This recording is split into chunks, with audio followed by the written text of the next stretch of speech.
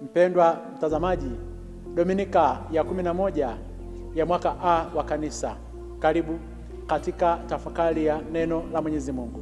Tafakari yetu tunaipata katika somo la kwanza linalotoka katika kitabu cha Kutoka, sura ile ya 19 aya ya 2 hadi ya 6, na somo la pili linatoka waraka wa Mtume Paulo kwa Warumi, sura ile ya 5 aya ya 6 hadi ya 11, na injili inatoka kwa mwinjili Mathayo, sura ya 9 aya ya 36 hadi ile sura ya 10 aya ya 8.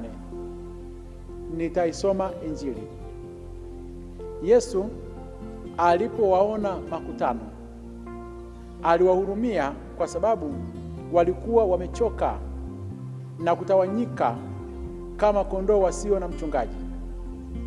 Ndipo alipowaambia wanafunzi wake, mavuno ni mengi, lakini watendakazi ni wachache. Basi mwombeni Bwana wa mavuno apeleke watendakazi katika mavuno yake.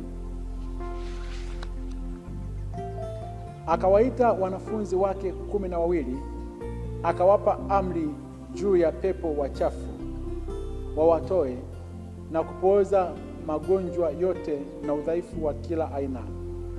Na majina ya hao mitume 12 ni haya: wa kwanza Simoni aliyeitwa Petro, na Andrea nduguye, Yakobo wa Zebedayo na Yohane nduguye, Filipo na Bartolomayo, Tomaso na Matayo mtoza ushuru, Yakobo wa Alfayo na Tadayo, Simoni Mkananayo na Yuda Iskarioti, naye ndiye mwenye kumsaliti.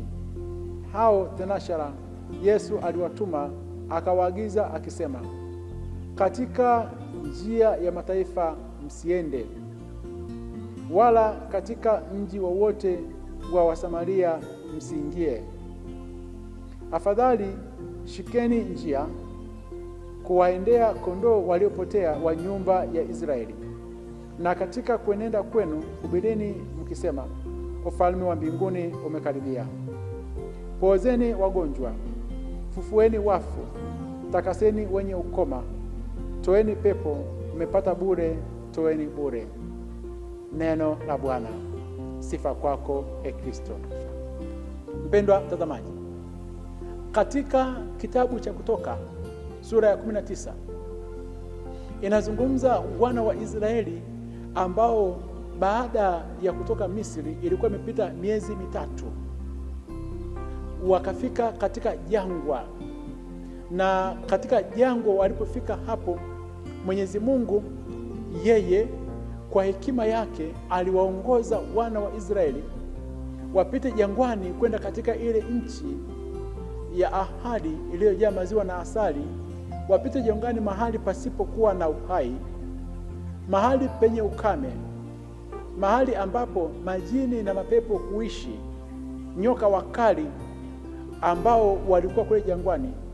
Na aliwapitisha huko ili Mwenyezi Mungu aweze kutekeleza kile ambacho alikuwa amemwambia Musa mtumishi wa Mwenyezi Mungu katika kile kitabu cha Kutoka sura ya 3 aya ya 12, alipomtokea Musa kwenye kichaka akiwa kule jangwani. Alimwambia, na ishara kwamba nimewatoa taifa la Israeli kutoka utumwani, kwamba mtakapokwisha kuwa mmetoka kwa huyo Farao Misri, mtafika mahali hapa, mtamwabudu Mungu katika mlima huu. Kwa hiyo lengo la Mwenyezi Mungu kuwapitisha kule jangwani ilikuwa taifa la Israeli wapate nafasi ya kuweza kumwabudu Mungu katika mlima Sinai. Na mlima Sinai palikuwa ni mahali ambapo Musa alikutana na Mwenyezi Mungu alipokuwa anachunga kondoo wa Jethro baba yake mkwe, na ni mahali ambapo Mwenyezi Mungu alikutana na Musa katika kile kichaka cha moto. Na katika kile kichaka cha moto ambacho huyu Musa alikutana na Mwenyezi Mungu, Mwenyezi Mungu akamwita katika utumishi, ndipo wana wa Israeli na wenyewe wakafika pale ili waweze kukutana na Mwenyezi Mungu kama vile Musa alivyokutana na Mwenyezi Mungu. Tunajifunza kitu hapa kwamba kupitia Musa kuwaongoza taifa la Israeli kwenda katika mlima Sinai kukutana na Mwenyezi Mungu ambaye yeye alikuwa amekutana naye, kwamba kila anayeongozwa na kiongozi wa kiroho huwezi ukamzidi kiongozi wako wa kiroho, na kila kiongozi wa kiroho anayeongoza watu lazima afike kwanza yeye mahali pale ambapo Mwenyezi Mungu yeye yupo, ili baadaye sasa ndipo aje awachukue watu hawa ambao anawaongoza awapeleke pale ambapo yeye ameshafika, pale ambapo amekutana na Mwenyezi Mungu. Kwa lugha nyingine, kiongozi yeyote wa kiroho huwezi ukawapeleka watu kwa Mwenyezi Mungu ambako wewe hujafika. Huwezi ukawapeleka watu katika viwango vikubwa vya uwepo Mwenyezi Mungu ambao wewe hujafika. Yaani, kama hujakaa pamoja na Bwana kiundani zaidi, nguvu ile ambayo ulikuwa umetumia kuweza kuwa na Bwana ikaje ikawaakisi watu wengine waje kwa Bwana. Kama hujakaa kwa Bwana, utawapeleka watu wa Mwenyezi Mungu sehemu ambayo sio sahihi. Musa anawapeleka taifa la Mwenyezi Mungu katika mlima Sinai ili waweze kukutana na Bwana. Na alipofika pale, Mwenyezi Mungu akamwita Musa mtumishi wake, akamwambia Musa apande mlimani akakae kwa Bwana kule ili akutane na Bwana. Na akiwa huko, Bwana akaongea na Musa, akawaambia Musa, kawaambie watu maneno haya kwamba nyumba ya Yakobo na kuwaarifu wana wa Israeli maneno haya kwamba mmeona jinsi nilivyowatendea wa Misri, jinsi nilivyowachukua ninyi juu ya mbawa kama tai, nikawaleta ninyi kwangu mimi. Sasa ikiwa mtatii sauti yangu kweli kweli na kulishika agano langu, hapo ndipo mtakapokuwa tunu kwangu kuliko makabila yote ya watu, maana dunia yote pia ni mali yangu, nanyi mtakuwa kwangu ufalme wa makuhani na taifa takatifu. Hii ni mara ya kwanza kabisa Mwenyezi Mungu anajitambulisha kwa wana wa Israeli na kuweka agano. Agano, mpendwa mtazamaji, ni makubaliano kati ya makundi mawili, na makubaliano haya yanaweza kuwa kati ya mwanadamu na Mungu, au mwanadamu na mwanadamu wenzake, au mwanadamu na kundi fulani. Tuanze ili agano la mwanadamu na Mungu, au agano la Mungu na mwanadamu. Agano la Mungu na mwanadamu ni lile ambalo Mwenyezi Mungu yeye mwenyewe alifanya agano na Ibrahimu, na leo hii Mwenyezi Mungu anafanya agano na taifa la Israeli. Manake mpango mzima wa agano hili, makubaliano haya, Mwenyezi Mungu ameshuka kwa hili taifa kwamba anataka hawa watu, taifa la Israeli, waweze kuwa wa kwake, na sharti moja tu ni kutii amri na maagizo ya Mwenyezi Mungu. Na agano la watu na watu, au mtu na mtu, ni agano ambalo huwa linakuwa limekaa kwa hivi kwamba hilo agano ni lile la ndoa, ni agano la kifedha, mikopo, kwamba tunakubaliana kwamba na kukopesha pesa, tunakubaliana kuishi pamoja tukiaminiana katika mambo kadhaa na kadhaa na kadhaa, na ukomo wake kama ni agano la ndoa, manake ni kifo. Mwenyezi Mungu anapofunga agano hili na taifa la Israeli, agano hili liliwafanya Israeli waweze kuwa taifa pekee. Agano hili lilifanya Waisraeli waweze kuwa taifa takatifu la Mungu kati ya mataifa yote duniani. Na ndio maana hadi leo taifa la Israeli wanajivunia juu ya kile kwamba wao ni watu wa Mwenyezi Mungu kwa sababu ya hili agano. Na Mwenyezi Mungu anawatangazia, anasema kwamba zaidi kuweza kuwa taifa takatifu, pia mtakuwa ukoo wa makuhani. Kuhani ni mtu ambaye anasimama kati ya Mungu na wanadamu, akipeleka dhabihu na sadaka kamili. Kwa hiyo hili taifa linasimama kati ya Mungu na wanadamu, na anasema mkiyatenda haya mtakuwa ufalme wa makuhani na taifa takatifu. Hapa ndipo alipopata ule utakatifu. Katika agano jipya ambalo Yesu Kristo amekuja kumwaga damu yake pale msalabani, alipotumwa na Mungu Baba, alishuka kule mbinguni kwa sababu mwanadamu alikuwa amepotea.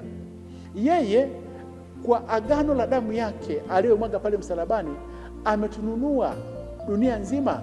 Yeye kwa damu yake takatifu ya agano jipya ametufanya sisi tumekuwa ufalme wa makuhani na taifa takatifu kwa Mwenyezi Mungu, ambalo tunapata katika kitabu kile cha Ufunuo sura ile ya kwanza kuanzia ile aya ya 6b hadi ya 7, kwamba sisi ni taifa takatifu la Mwenyezi Mungu kwa damu takatifu ya Bwana wetu Yesu Kristo, na ametununua kwa bei kubwa ya thamani alipomwaga pale msalabani, na baada ya hapo sasa tunaitwa wana wa Mwenyezi Mungu. Katika agano hilo sharti moja tu ambalo Mwenyezi Mungu alizungumza kwa wana wa Israeli: ikiwa mtaitii sauti yangu kweli kweli na kulishika agano langu, hapo ndipo mtakapokuwa tunu. Leo Wakristo wengi wanashindwa kuweza kuona tunu ile kwa mbele ya Mwenyezi Mungu kwa sababu ya hatujalishika agano la Mwenyezi Mungu. Hatujashika maagano ya ubatizo wetu, hatujashika maagano ya ndoa, hatujashika yale yote ambayo tulikuwa tumekubaliana mbele za Mwenyezi Mungu. Tunaishi tu tutakaposhika agano hili la ubatizo, tulivyomkata shetani, tutakapolishika agano la damu ya Yesu, utakatifu, kuweza kuwa taifa takatifu, kuweza kuwa makuhani mbele za Mwenyezi Mungu itatimilika. Katika hilo ndipo wana wa Israeli wakaimba ile Zaburi ya 100 wakasema, tu watu wake na kondoo wa malisho yake. Yesu Kristo katika kitabu Injili ile ya Mathayo sura ile ya 5 sura ile ya 9 kuanzia ile aya ya 36 anawaona watu ambao walikuwa wamehangaika, wametawanyika, wamechoka, anawaonea huruma. Kwa nini? Nyakati hizo walikuwepo viongozi wa kidini ambao walikuwa wanaongoza wana wa Israeli. Hawa walikuwa ni makuhani, Mafarisayo, Masadukayo na waandishi. Makundi haya badala ya kuweza kuwaongoza watu katika njia ya Mwenyezi Mungu kama Musa alivyoongoza taifa la Mwenyezi Mungu wakutana na Mwenyezi Mungu kwa ule utakatifu, walisababisha makwazo mengi. Hawakuwa wanawaonea huruma, hawakuwa wamewasaidia, watu wakatawanyika. Hadi leo Yesu Kristo anawaonea huruma watu wake, kwamba wapo viongozi ambao wa kidini ambao badala ya kuweza kusimama kuweza kuwakusanya watu wa Mungu, kuweza kuwaonea huruma na kuwapeleka kwa Mwenyezi Mungu, tunawatawanya. Viongozi wa dini wanawatawanya wale kondoo. Yesu Kristo anawaonea huruma, na anapowaonea huruma ndipo akasema mavuno ni mengi, watendakazi ni wachache. Akatoa mwaliko kwa wanafunzi wake akasema, fanyeni maombi mbele za Bwana ili Bwana wa mavuno apeleke watendakazi katika mavuno yake. Si swala zima tu ambalo la kuweza kuibuka kwamba leo hii tumempata kiongozi wa kiroho. Ni swala ambalo kanisa lazima lifanye maombi, lazima liingie kwenye maombi. Bwana, tupatie viongozi wazuri wa kiroho. Leo hii tuna watu ambao wamevunjika moyo, wameumizwa sana kwa sababu ya viongozi wa kidini ambao walikuwa wamekuja wamevaa vazi la kondoo, lakini ndani ni mbwa mwitu. Wamewatesa, wamewaumiza watu. Leo hii tunakosa viongozi wa kidini kama Musa ambao waliwaongoza wana wa Israeli katika utumwa wakakutana na Mwenyezi Mungu. Leo tuna viongozi wa kidini ambao hawawapeleki watu wakutane na Mwenyezi Mungu, bali watu wakutane na mateso na madeni na mambo mengine yote ambayo ni mabaya, watu kufilisika, watu kupata magonjwa. Hao ndio viongozi wa kidini. Kwa nini? Kwa sababu hatujafanya maombi. Na Yesu Kristo alipowaambia ufanye maombi, ndipo akaamua kuchukua maamuzi yeye mwenyewe kuweza kuchagua wale thenashara. Thenashara walikuwa ni mitume 12 wa Bwana wetu Yesu Kristo, ambao hawa walikuwa wametoka katika makabila 12 ya taifa la Israeli.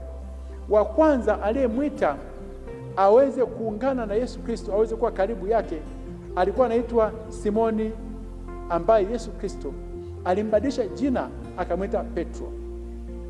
Katika kundi hili la huyu Simoni Petro, ambaye anabadilishwa jina na kuitwa Petro, Simoni alikuwa ni mvuvi, alikuwa ana umri mkubwa, hakujua kusoma na kuandika. Simoni huyu tokea mara ya kwanza katika kuzaliwa kwake alikuja kuweza kuwa baba mtakatifu wa kwanza, lakini alipotawanyika alijikuta ameingia kuvua samaki. Hakuanza kufanya kazi ya kuweza kuvua watu kuwapeleka kwa Yesu. Yesu anapomwona anamwambia njoo. Akamwambia katika ile Injili ya Luka sura ya 5 aya ya 10 kwamba kuanzia sasa hutakuwa unavua watu, hutakuwa unavua samaki, utakuwa unavua watu. Aliziacha nyavu akamfuata Kristo. Yesu Kristo alimwita Yohane na Yakobo ambao baba yao alikuwa anaitwa Zebedayo. Hawa walikuwa ni ndugu. Hawa walikuwa ni binadamu kama sisi. Walikuwa ni wasomi ambao walikuwa wanapenda madaraka. Siku moja wakamwendea Yesu wakamwambia, tunakuomba uagize haraka sana, mmoja akae upande wa kushoto na mwingine akae upande wa kuume wa utawala wako. Yesu akawauliza, mnajua mnachokiomba? Wakasema tunakijua. Na baadaye hao watu walikuwa ni wana hasira sana, Yakobo na Yohane. Yesu siku moja alipokataliwa kupokelewa katika kijiji cha Wasamaria, walimwambia Yesu, tuagize moto kutoka mbinguni ushuke uteketeze kijiji kizima. Yesu akasema, hamjui mna moyo wa namna gani. Walikuwa ni binadamu ambao walikuwa wanatamani madaraka. Walikuwa ni binadamu ambao walikuwa wana hasira. Walikuwa ni binadamu ambao pia ukiwakorofisha wanatumia karama zao kuangamiza kijiji kizima. Yesu akasema, hamjui ni vitu vya namna gani mlivyokuwa navyo.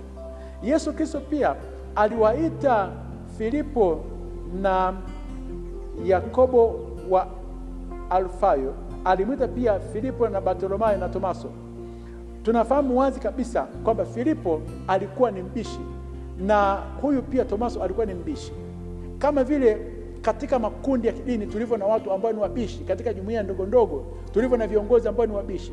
Yesu Kristo alimwita huyu Mathayo aliyekuwa ni mtoza ushuru, aliacha kazi ya uhasibu katika serikali ile ya Kirumi, akaja kwa Yesu Kristo. Akakutana na wale akina Simoni Zelote ambao walikuwa na msimamo mkali, ambao hawawezi kukaa na mtu ambaye alikuwa amejichanganya. Na baadaye Yesu Kristo anakuja kuwa ndani ya ile timu, anamwita hata huyu aliyekuwa anaitwa Yuda ambaye baadaye alikuja kumsaliti. Tunajifunza kitu gani? Ilikuwa ni timu ambayo ilikuwa ina mchanganyiko wa watu wenye umri mkubwa, wengine wadogo, wasomi, wengine hawajasoma, wenye hasira, kupenda madaraka, na wengine ambao ni wapole, ambao ni wakimya. Kina Bartolomayo umsikie anaongea popote. Hawa aliwaita thenashara. Kanisa limejaa viongozi wenye sifa kama za kina Petro, wazee ambao mara nyingi sana hawa Yesu Kristo anabadilisha majina yao, ingawa wanakuwa ni walopokaji, lakini ndio Mwenyezi Mungu ako nao. Mpaka leo hii kanisa lina viongozi ambao wanapenda madaraka kama wana wale wa Zebedayo, Yakobo na Yohane.